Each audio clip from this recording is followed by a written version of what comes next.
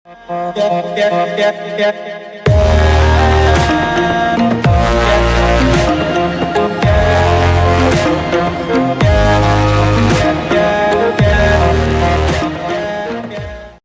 di zaman sekarang memiliki peran penting dalam kehidupan manusia. Namun sayangnya, banyak sekali medsos sekarang ini berisi sampah berupa berita-berita hoaks yang tidak jelas sumbernya sehingga menimbulkan kekacauan dan kegaduhan. Oleh karenanya, kita harus cerdas menyikapi hal ini agar tidak menjadi korban hoaks.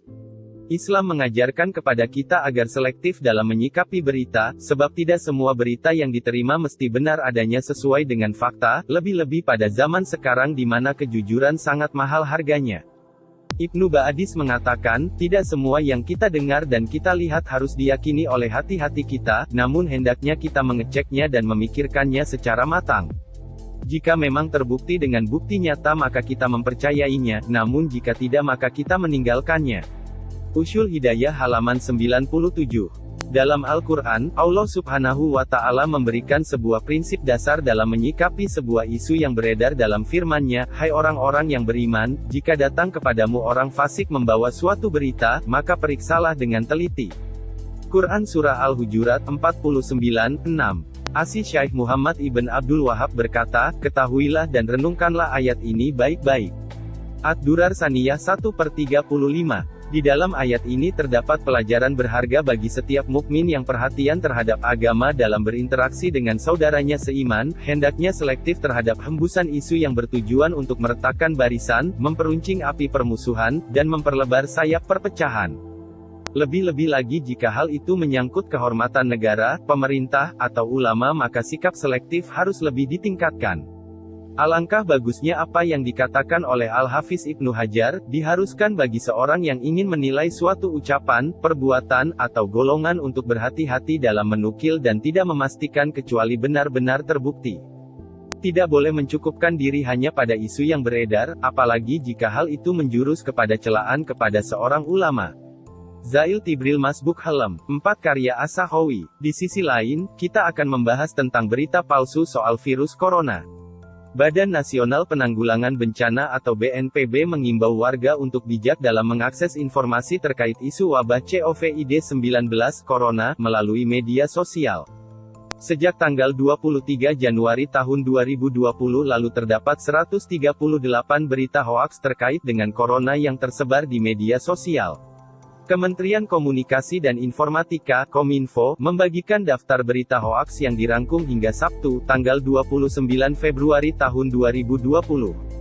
Ada 280 jamaah dari Palembang dan Makassar di sini, semua pada nangis. 18 jamaah Indonesia dinyatakan positif terinfeksi virus corona, sekarang mereka semua satu pesawat tidak diizinkan masuk Saudi harus dibawa pulang ke Indonesia, jelas Kominfo seperti ditulis pada akun media sosial resminya.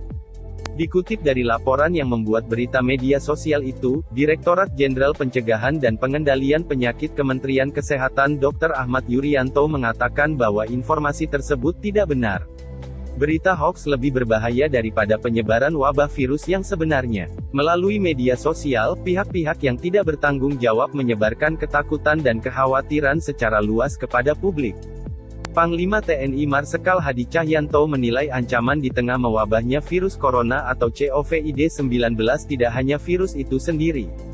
Hadi menganggap ancaman terberat yang juga timbul di tengah penyebaran virus corona yakni hoaks terkait virus tersebut. Panglima TNI mengimbau masyarakat untuk tidak khawatir dalam menghadapi wabah virus yang sedang menyebar di berbagai negara itu.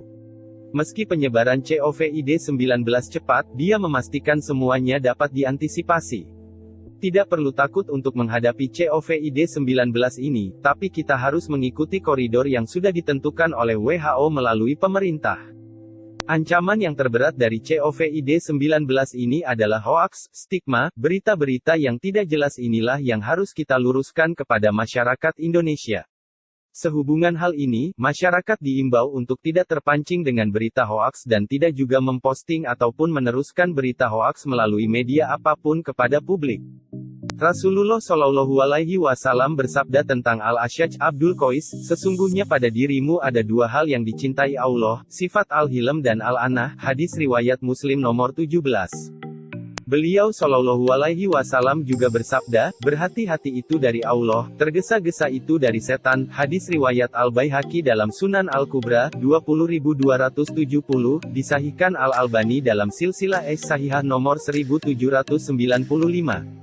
Beliau Shallallahu Alaihi Wasallam juga bersabda, sikap yang baik, berhati-hati dalam bersikap, dan sederhana adalah bagian dari 24 sifat kenabian. Hari At-Tirmidzi No. 2010, ia berkata, hadits Hasan Garib, di Hasan Al-Albani dalam Sunan At-Tirmidzi.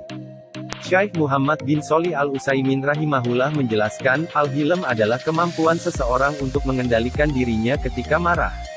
Ketika ia marah dan ia mampu memberikan hukuman, ia bersikap hilm dan tidak jadi memberikan hukuman.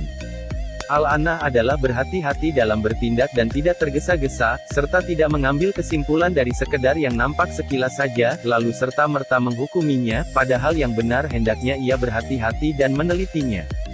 Adapun ar-rifqi, adalah bermuamalah dengan orang lain dengan lembut dan berusaha memberi kemudahan. Bahkan ketika orang tersebut layak mendapatkan hukuman, tetap disikapi lembut dan diberi kemudahan. Syarah Riyadhus Shalihin, 3/573. Maka bertakwalah kepada Allah, jangan sembarang melontarkan suatu perkara ke tengah kaum mukminin yang membuat mereka resah, takut dan sedih. Jangan tiru perbuatan kaum munafik. Bersikap tenang dan penuh kehati-hatian dalam menyebarkan berita. Konsultasikanlah dengan orang-orang yang berilmu dan orang-orang yang paham duduk permasalahannya. Minta pendapat mereka mengenai bagaimana sikap dan solusi yang benar. Langkah-langkah dalam mencegah penyebaran virus corona yang harus kita lakukan menjadikan rutinitas. Pusat Pencegahan dan Pengendalian Penyakit atau CDC menjelaskan langkah-langkah yang dapat dilakukan jika merasa sakit dan curiga dengan gejala COVID-19 di antaranya. 1. Tinggal di rumah dan membatasi kegiatan di luar rumah, serta mengurangi penggunaan transportasi umum maupun fasilitas publik. 2. Memisahkan diri dari orang lain atau hewan. 3. Mengunjungi layanan kesehatan ataupun konsultasi dengan dokter melalui media komunikasi terkait gejala virus corona. 4. Menggunakan masker bagi yang sakit, atau mengupayakan pencegahan penyebaran virus dengan menggunakan masker di lingkungan rumah. 5. Menutupi mulut saat batuk dan bersin. 6. Menghindari penggunaan alat-alat pribadi bersama. 7. Sering mencuci tangan dengan benar sesuai panduan dokter atau dinas kesehatan. 8. Membersihkan permukaan benda yang sering disentuh seperti meja, gagang pintu, perlengkapan kamar mandi, toilet, telepon, keyboard, tablet, hingga tempat tidur.